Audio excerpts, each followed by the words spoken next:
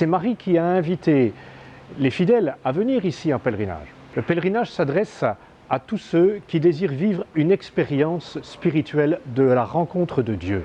Nous ne savons pas ce que sera le chemin, nous ne savons pas les fruits que nous trouverons au bout de ce chemin, mais nous acceptons de nous abandonner à Dieu et tous ceux qui désirent faire cette expérience sont invités à partir en pèlerinage, dans cette conviction profonde que dans cette démarche de foi portera du fruit. Nous sommes en pèlerinage sur cette terre. Nous ne sommes que des pèlerins, nous sommes invités à passer.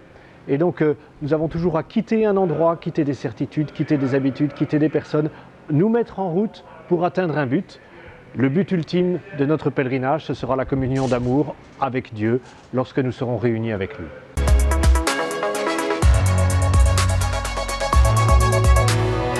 La pandémie que traverse le monde n'empêche pas les pèlerins de venir à Lourdes.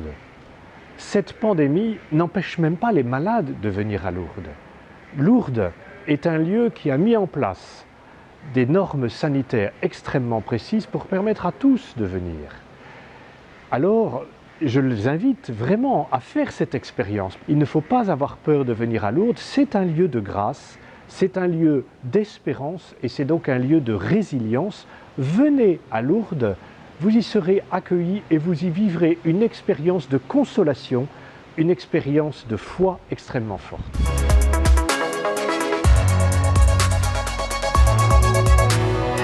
Il y a une évolution de la fréquentation du sanctuaire de Lourdes dans ces dernières années.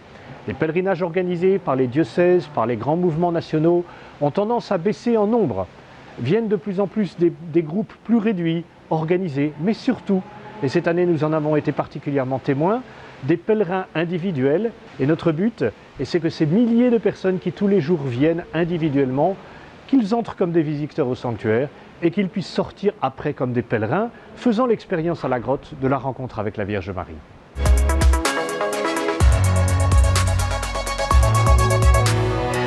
Aujourd'hui, le sanctuaire de Lourdes fonctionne quasi exclusivement par des dons. C'est parce que les pèlerins font des offrandes. La baisse du nombre de pèlerins a occasionné des difficultés financières très importantes pour le sanctuaire, même si ceux qui sont sur place ont contribué à sa vie.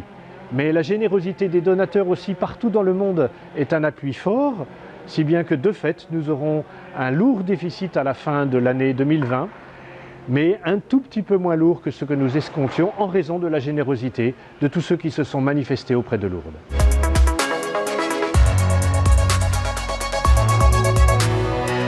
On ne fait pas un pèlerinage dans son canapé. Et pour être pèlerin, il faut accepter à un moment de partir de chez soi. Alors je me réjouis de toutes ces initiatives qui ont eu lieu et qui ont permis à beaucoup de vivre Lourdes en dehors de Lourdes. Et nous continuerons à faire vivre en dehors de Lourdes. Mais rien ne remplacera le fait de venir ici, de vivre tangiblement cette expérience de la fraternité, d'être assis au pied de cette grotte et de pouvoir déposer le poids de sa vie, les fardeaux de son existence, mais aussi de rendre grâce auprès de la statue de la Vierge Marie.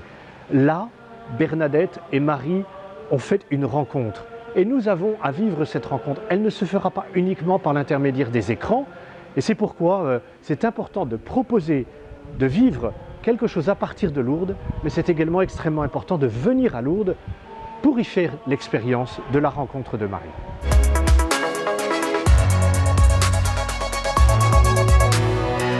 Le 25 mars 1858, la Vierge Marie a révélé à Bernadette le nom que celle-ci lui avait demandé à plusieurs reprises. Elle a dit « Je suis l'Immaculée Conception ».